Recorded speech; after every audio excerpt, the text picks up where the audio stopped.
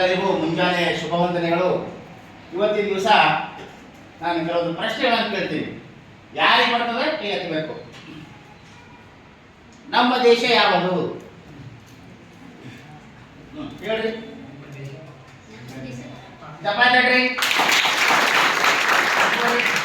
ನಮ್ಮ ರಾಜ್ಯ ಯಾವುದು ಹೇಳ್ರಿ. ನಮ್ಮ ರಾಜ್ಯ ಕರ್ನಾಟಕ. Very good. ಜಪಾನ್. ನಮ್ಮ ಜಿಲ್ಲೆ ಯಾವುದು ಹೇಳ್ರಿ. ನಮ್ಮ ಜಿಲ್ಲೆ ವಿಜಯಪುರ. Very good. 12ನೇ ಶತಮಾನದಲ್ಲಿ ಸುಪ್ರಸಿದ್ಧ ವಚನಕಾರ ಯಾರು ಹೇಳ್ರಿ. 12ನೇ ಶತಮಾನದ ಸುಪ್ರಸಿದ್ಧ ವಚನಕಾರ ಬಸವಣ್ಣ. Very good. ಹಾಗಾದ್ರೆ ಇವತ್ತಿನ ದಿವಸ ನಾವು ಬಸವಣ್ಣವರ ಬಗ್ಗೆ ಅಧ್ಯಯನ ಮಾಡೋಣ. ಯಾರ ಬಗ್ಗೆ? ಬಸವಣ್ಣ.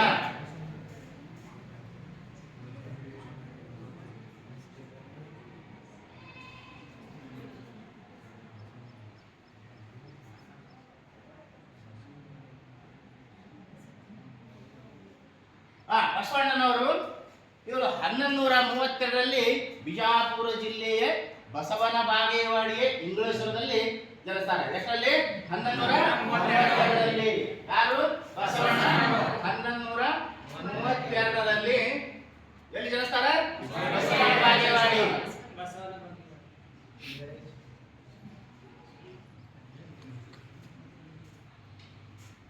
ಬಸವನ ಬಾಗೇವಾಡಿ ಇಂಗ್ಲೇಶ್ವರದಲ್ಲಿ ಜನಿಸ್ತಾರೆ. ಇವರ ತಂದೆ ಮಾದರಸ, ಇವರ ತಾಯಿ ಮಾದರಾಂಬಿಕೆ. ಇವರ ತಂದೆ ಹೆಸರೇನು? ಮಾದರಸ.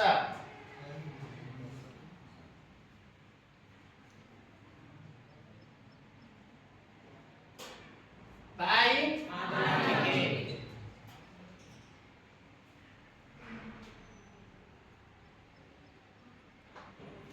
ಮಾದರಾಂಬಿಕೆ.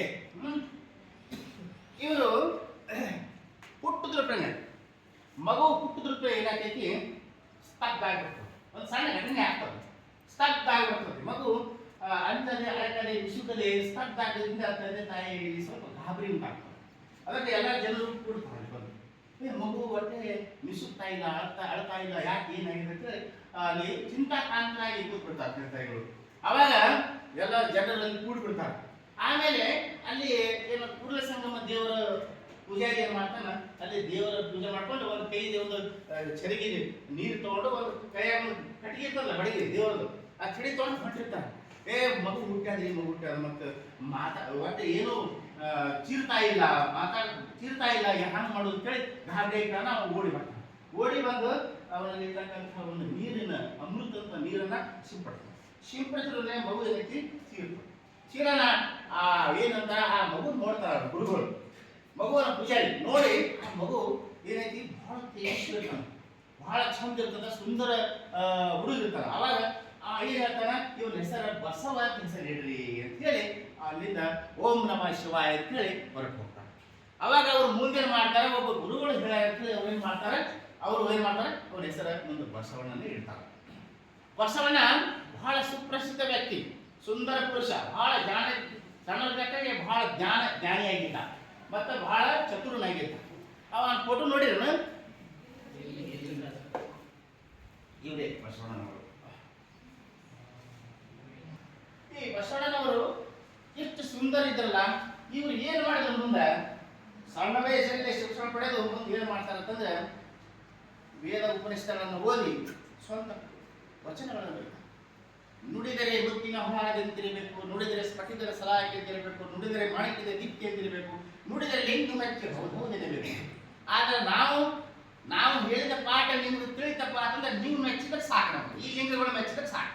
ನಮ್ಗೆ ಆ ಲಿಂಗ ಮೆಚ್ಚಾಗಿಲ್ಲ, ಆದ್ರೆ ಈ ಲಿಂಗ ಮೆಚ್ಚಗಳು ಸಾಕು. ಜೀವಂತ ಲಿಂಗಗಳು ಇವ್ರು ಮೆಚ್ಚಿದ್ರಲ್ಲ ಸಾಕು.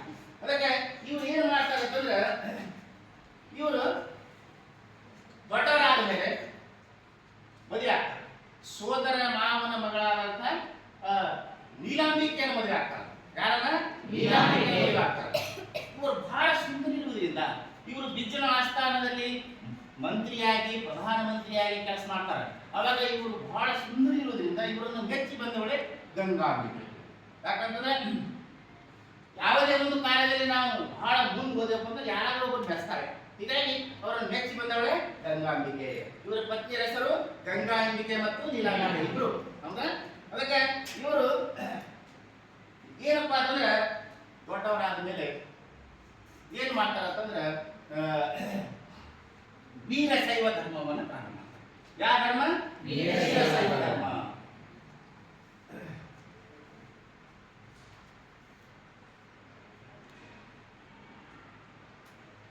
ವೀರಶೈವ ಧರ್ಮ.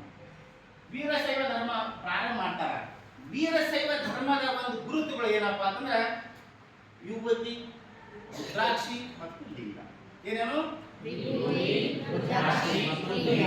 ಅವು ಎಂತಾಗಿರ್ತಾವಪ್ಪ ಅಂದ್ರೆ ಮತ್ತೆ ಓದಿಸ್ತಿಲ್ಲ. ರುದ್ರಾಕ್ಷಿ ಅಂದ್ರೆ ಇದನ್ನ ಹೇಳ್ತಾರೆ. ಇದಕ್ಕೆ ರುದ್ರಾಕ್ಷಿ ಅಂತಾರ, ಇದಕ್ಕೆ ವಿಭೂತಿ ಅಂತಾರ.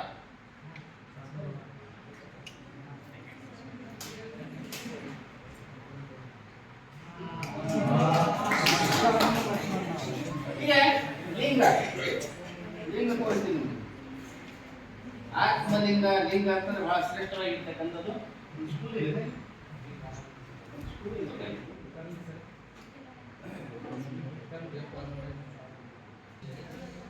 ಆಗಿನ ಕಾಲದಲ್ಲಿ ಬಸವಣ್ಣನವರು ಪೂಜೆ ಮಾಡ್ತಕ್ಕಂಥ ಒಂದು ಸನ್ನಿವೇಶಗಳು. ಓಂ ನಮಃ ಶಿವಾಯ, ಓಂ ನಮಃ ಶಿವಾಯ, ಓಂ ನಮಃ ಶಿವಾಯ. ಕೂಡಲ ಸಂಗಮ ದೇವರನ್ನ ಪೂಜಿಸ್ತಾ ಇದ್ದಾರೆ.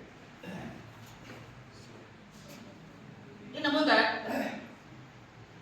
ಲಿಂಗ, ರುದ್ರಾಕ್ಷಿ, ಯುವತಿ ಇವು ಯಾರ ಯೂಸ್ ಮಾಡ್ತಾರ, ಉಪಯೋಗ ಮಾಡ್ತಾರ, ಅವರೇ ವೀರಶೈವ ಧರ್ಮ ಅಂತ ಹೇಳಿ ಪ್ರಸಿದ್ಧ ಒಂದು ಧರ್ಮವನ್ನು ತಯಾರು ಮಾಡ್ತಕ್ಕಂಥ ಕೆಲಸ 12ನೇ ಶತಮಾನದಲ್ಲಿ ಯಾರು ಮಾಡ್ಯಾರ ಅಂತಂದ್ರೆ ಅವರು ಬಸವಣ್ಣ.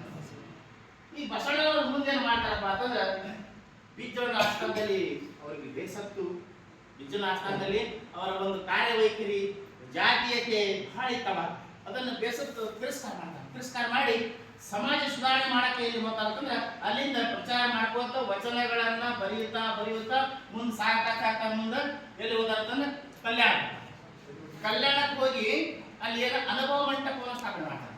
ಅನುಭವ ಮಂಟಪದಲ್ಲಿ ಅಲ್ಲಮ ಗುರುಗಳನ್ನ ಅಧ್ಯಕ್ಷತೆಯ ಸ್ಥಾನದಲ್ಲಿ ಎಲ್ಲರೂ ಬರ್ತಾರೆ. ಉದಾಹರಣೆಗಾಗಿ ಅವರ ಅನುಯಾಯಿಗಳು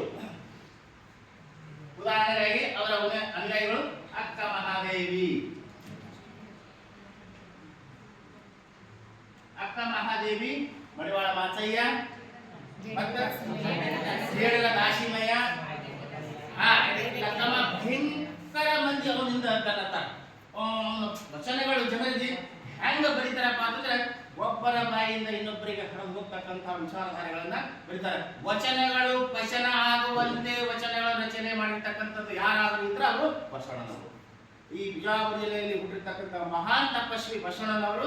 ನಂತರದಲ್ಲಿ ಮತ್ತೆ ಅವನ ಪುನರ್ಜನ್ಮ ಸಿದ್ದೇಶ್ವರ ಸ್ವಾಮಿಗಳು. ಇವರನ್ನ ಬಿಟ್ರೆ ಅವರು ಬಂದಿರ್ತಕ್ಕಂಥದ್ದು. ಹೀಗಾಗಿ ಈ ಅಲ್ಲಿಂದ ಪ್ರಚಾರ ಮಾಡ್ಕೊಂಡು ಬರ್ತಾರೆ. ಮೂಢನಂಬಿಕೆಗಳನ್ನು ಹೋಲಾಡಿಸಿ ಮುಂದಿನ ಮಾತ್ರ ಒಂದು ಕೆಲಸ ಮಾಡ್ತಾರೆ. ಏನ್ ಕೆಲಸ ಮಾಡ್ತಾರೆ ಅಂತಂದ್ರೆ ಬ್ರಾಹ್ಮಣನ ಮಗಳು ಮಧುವರಸನ ಮಗಳಾಗಿರ್ತಕ್ಕಂಥ ಲಾವಣ್ಯವತಿಯನ್ನ ಯಾರಿಗಪ್ಪ ಅಂತಂದ್ರೆ ಇವರು ಹಳೆಯನ ಮಗನಿಗೆ ಮದುವೆ ಮಾಡಿಕೊಡ್ತಾರೆ. ಮದುವೆ ಮಾಡಿದ್ದಕ್ಕೆ ಮತ್ತು ಅಸ್ಪೃಶ್ಯರ ಜೊತೆ ಮದುವೆ ಮಾಡಿದ್ದಕ್ಕೆ ಕೆಲವು ಜನ ಒಳಗೆ ರೀತಿ ಸಿಟ್ಟಾಗಿ ಏನ್ ಮಾಡ್ತಾರೆ, ಮುಂದೆ ಬರ್ತಾ ಅವರ ವೇಷದಲ್ಲಿ ಮರೆಸಿಕೊಂಡು ವಿರೋಧಗಳನ್ನ ಮಾಡ್ತಕ್ಕಂಥ ಕೆಲಸ ಮಾಡ್ತಾರೆ. ಆದರೂ ಬಸವಣ್ಣವರು ಮಾತ್ರ ಬಿಟ್ಟಿಲ್ಲ. ಅವರು ಈ ಧರ್ಮವನ್ನ ಸುಧಾರಣೆ, ಮಾನವ ಧರ್ಮವನ್ನು ನಿರ್ಮಾಣ ಮಾಡಕ್ಕೆ ಪ್ರಮುಖ ಸ್ಥಾನವನ್ನು ವಹಿಸಿರ್ತಕ್ಕಂಥದ್ದು. ಅದಕ್ಕೆ ಏನ್ ಮಾಡ್ತಾರೆ ಅಂದ್ರೆ ಮತ್ತೆ ಧರ್ಮ ಪ್ರಚಾರ ಮಾಡ್ಕೋತ ಏನ್ ಮಾಡ್ತಾರೆ, ಮುಂದೆ ಕೂಡಲ ಸಂಗಮ ಬರ್ತಾರೆ. ಕೂಡಲ ಸಂಗಮದಲ್ಲಿ ಬಂದು ಅಲ್ಲಿ ಏನೈತಿ ಲಿಂಗೈಕ್ಯ ಆಗ್ತಾರೆ. ಲಿಂಗೈಕ್ಯ ಆದ್ಮೇಲೆ ಕೂಡಲ ಸಂಗಮದಲ್ಲಿ ಮತ್ತೆ ಏನಾಯ್ತಪ್ಪ ಅಂತಂದ್ರೆ ಅಲ್ಲಿ ಇವತ್ತಿನ ದಿವಸ ನಾವು ಪ್ರವಾಸ ಬಂದವಪ್ಪ ಅಂತಂದ್ರೆ ಅಲ್ಲಿ ಲಿಂಗೈಕ್ಯ ಆಗಿರ್ತಕ್ಕಂಥ ಸ್ಥಳ ಏನೈತಿ, 3 ತ್ರಿವೇಣಿ ಸಂಗಮದಲ್ಲಿ ನದಿಗಳದಾವ. 3 ನದಿಗಳು ತ್ರಿವೇಣಿ ಸಂಗಮದಲ್ಲಿ ಒಂದು ಬೃಹತ್ತಾಕಾರವಾಗಿರ್ತಕ್ಕಂಥ ಒಂದು ಕಟ್ಟಡವನ್ನು ಕಟ್ಟಿ ಒಳಗ ಆಳವಾಗಿ ನಾವು ಹೋಗ್ತೀವಿ. ಎಲ್ಲಿ ಲಿಂಗವನ್ನು ನೋಡಲಿಕ್ಕೆ ಲಿಂಗೈಕ್ಯ ಆಗಿರ್ತಕ್ಕಂಥ ಸ್ಥಳ ಎಷ್ಟೋ 100 ಅಡಿ ಕೆಳಗೆ ಲಿಂಗ ಐತಿ. ಆ ಲಿಂಗ ಅದು ಬಸವಣ್ಣನವರನ್ನ ಅಲ್ಲಿ ಲಿಂಗೈಕ್ಯ ಆಗಿರ್ತಕ್ಕಂಥ ಸ್ಥಳ. ಅಲ್ಲಿ ಹೋಗಿ ನಾವು ಏನ್ ಮಾಡ್ತೀವಿ, ಆಳವಾಗಿ ಪೂರ್ತಿ ನೀರು ತುಂಬಿರ್ತದ, ಆದ್ರೆ ಆಳವಾಗಿ ಕೆಳಗೆ ಹೋಗಿರ್ತೀವಿ. ನಾವು ಕೆಳಗೆ ಹೋಗಿ ಅಲ್ಲಿ ದರ್ಶನ ತಗೋತೀವಿ. ನಾವು ನೀವೆಲ್ಲರೂ ಅಲ್ಲಿ ಹೋಗಿ ದರ್ಶನ ತಗೊಂಡು ನಾವು ಧನ್ಯ ಆಗಬೇಕು. 12ನೇ ಶತಮಾನದಲ್ಲಿ ಅವರು ಏನ್ ಮಾಡ್ಯಾರಪ್ಪ ಅಂತಂದ್ರೆ ಸಮಾಜವನ್ನು ತಿದ್ದುವಂತ ಕೆಲಸ ಮಾಡಿದ್ದಾರೆ. ಸಮಾಜವನ್ನ ಒಳ್ಳೆ ದಾರಿಗೆ ತರುವಂತ ಕೆಲಸ ಮಾಡಿದ್ದಾರೆ. ಅಂತ ಮಹಾನುಭಾವರು ಬಿಜಾಪುರದಲ್ಲಿ ಹುಟ್ಟಿರ್ತಕ್ಕಂಥದ್ದು. ಅದೇ ಸಣ್ಣ ವಚನಗಳನ್ನು ಜನರಿಗೆ ವಚನ ಆಗುವಂತೆ ಇರ್ತಕ್ಕಂಥದ್ದು ನಾವು ನೀವು ಇವತ್ತಿನ ದಿವಸ ಕಾಣ್ತೀವಿ. ಹೀಗಾಗಿ ಬಸವಣ್ಣನವರು ಏನ್ ಮಾಡ್ಯಾರಪ್ಪ ಅಂತಂದ್ರೆ ಸುಮಾರು 63 ವರ್ಷಗಳವರೆಗೆ ಜೀವಿತಾವಧಿಯಲ್ಲಿ ಏನ್ ಮಾಡ್ಯಾರ ಅಂತಂದ್ರೆ ಇಡೀ ಸಮಾಜವನ್ನು ತಿಂದಿರ್ತಕ್ಕಂಥದ್ದು, ಜಾತೀಯತೆ ಹೋರಾಡಿರ್ತಕ್ಕಂಥದ್ದು, ಮತ್ತು ಎಲ್ಲರೂ ಒಂದೇ, ಮಾನವ ಧರ್ಮ ಒಂದೇ ಅಂತ ಹೇಳಿ ಏನ್ ಮಾಡ್ಯಾರ, ವೀರಶೈವ ಧರ್ಮವನ್ನು ಪ್ರಾರಂಭ ಮಾಡಿ ಏನ್ ಮಾಡ್ಯಾರ, ಇವತ್ತಿನ ದಿವಸ ಜಗತ್ ಪ್ರಸಿದ್ಧ ವಿಶ್ವಗುರು ಅಂತ ಹೇಳಿ ಹೆಸರು ಮಾಡಿರ್ತಾರೆ. ಯಾರಿಗೆ? ಬಸವಣ್ಣನವರಿಗೆ ವಿಶ್ವಗುರು ಅಂತ ನಾವು ಕರಿತೀವಿ ಅವಾಗಿನ ಕಾಲದಲ್ಲಿ.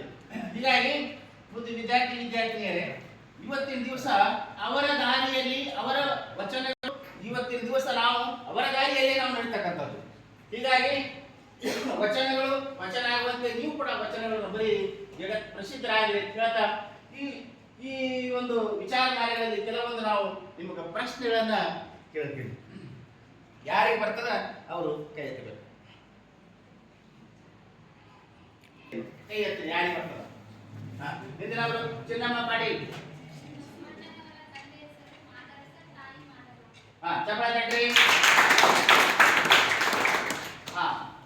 ಬಸವಣ್ಣನವರ ಧರ್ಮಪತ್ನಿಯರ ಹೆಸರುಗಳು ಯಾರು ಹೇಳ್ತೀರಿ? ಹೇಳಿ ವಿನಾಯಕ.